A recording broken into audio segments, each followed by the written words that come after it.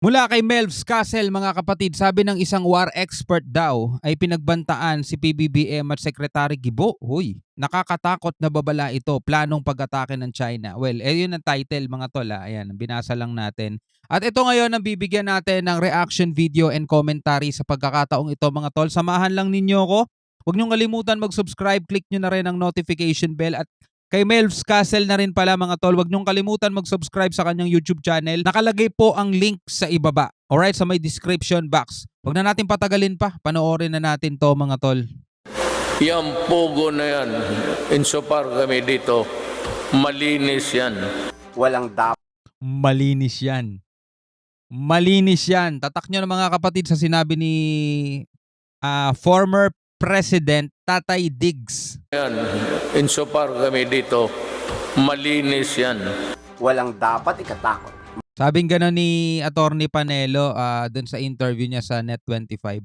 If ever na tumakbo daw si Sara at saka si Duterte, tambalan, Vice President at President, talagang landslide daw. Comment nga kayo sa ibaba mga kapatid kung ano ang masasabi nyo dun. Landslide daw talagang mananalo. Landslide, no? Selling like a pancake, kumbaga. Malinis yang pogo. Yan ang sinabi ni dating Pangulong Duterte noong pinayagan itong mag-operate ang pogo sa Pilipinas. Pero binalaan ng war expert si Pangulong Bongbong Marcos. Kung ako sa'yo, mamadiliin ko nang ipasarado ang lahat ng pogo.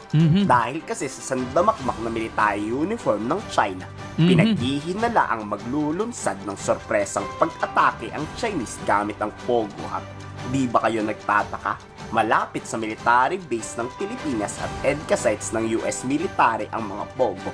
Dahil dyan, mas madaling mapapasabog ng China to pag nagkataon. They select key strategic locations and infrastructures that are near camps and bases, military camps and police camps.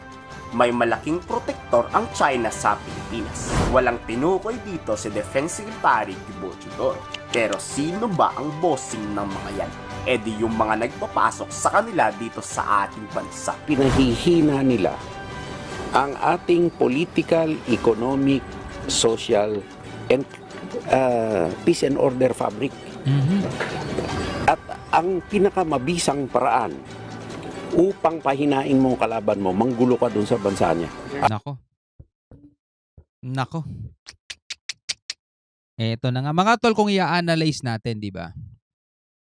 Kaninong grupo yung sabi ng sabi na ginagalit ng mga Pilipino itong mga Chinese para magkagera na at dadali ng Pilipino ang gera sa Amerika para tulungan na tayo ni Uncle Sam. Kaninong grupo yung laging nananakot ng gera? Magkakagera, puro magkakagera. 'Di ba? Para saan? 'Di ba?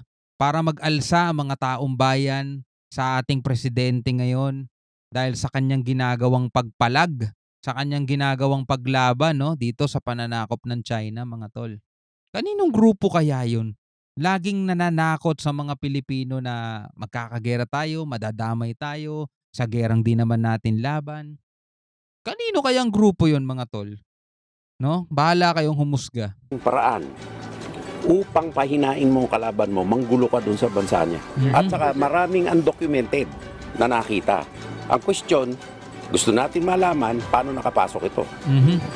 That is a national security concern. Thank you, sir. Hindi sa tinatakot ng gobyerno ang mga Pilipino, pero nasa Pilipinas na talaga ang militar ng China. Ito sinabi ng anong nakaraan ni Paok, kalimutan ko yung pangalan, Casio, na ito'y legit daw na mga military uniform, pero mga luma na daw. No? Kumbaga parang napaglumaan na, retired na siguro, parang souvenir na lang.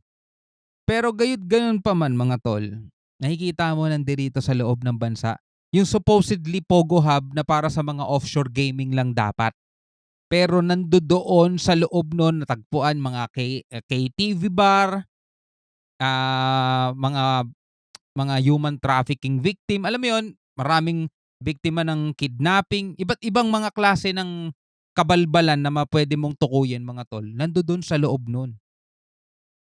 na kasalungat doon sa pinanood natin kaninang una na sinabi ni Digong, malinis yan.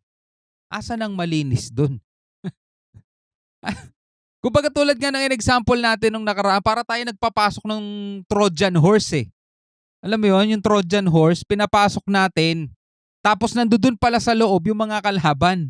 Eh nandirito na sila sa loob ngayon mga tol. Grabe.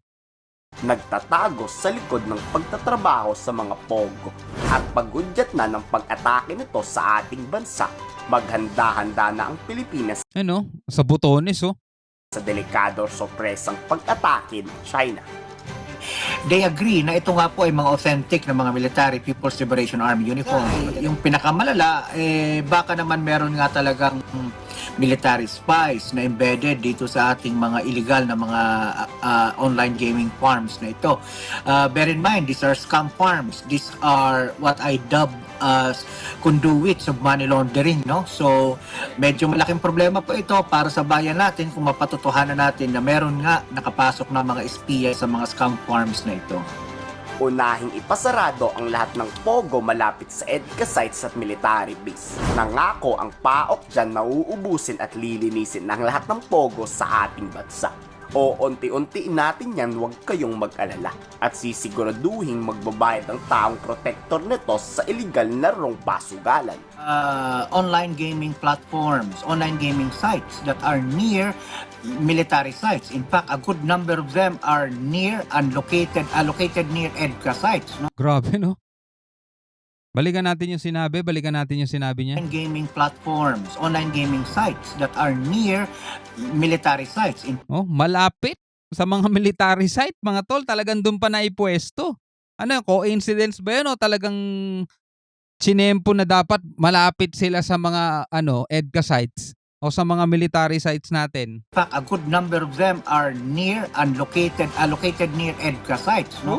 So we have made our concerns, we have shared our concerns with the proper authorities, and we do hope that PAGCOR together with the other regulatory agencies do sit down together with the Department of National Defense so that once and for all we're able to ensure that not a single scam farm or not a single licensed POGO for that matter would be located near our EDCA sites nor our our POGO sites. Kayo sa tingin nyo, posible kayang totoo ang mga pagbabanta kay PBBM na baka isang araw atakihin na lang tayo mula sa looban? Wag naman sana, ayaw natin isipin yon, ayaw natin mangyari yon mga tol. Kaya nga kailangan hindi basta-basta tutulog-tulog yung ating otoridad. Kailangan talaga bantayan yan mga tol. Kasi supposedly ang Pogo mga tol, offshore gaming yan, online. Mga kliyente niyan, mga taga ibang bansa mga tol. Yung isang bagay na ipinagbabawal sa bansa mismo nila, nagsilipatan sila rito sa Pilipinas at dito nila ginawa yung mga ganyang klaseng gawain mga tol. Na ang sabi nga ng dating presidente, former president, malinis yan, pero ngayon nakikita natin kung anong klaseng basura pala ang nasa loob niyan mga tol. Anyway, bilang isang Pilipino, ano masasabi mo mga tol dito sa mga balitang to na napanood natin? Pwede ka magbigay ng komentaryo, pwede ka magbigay ng iyong saloobin, palapalagay. Hanggang sa muli, ako nga pala si Shovel D. Peace out.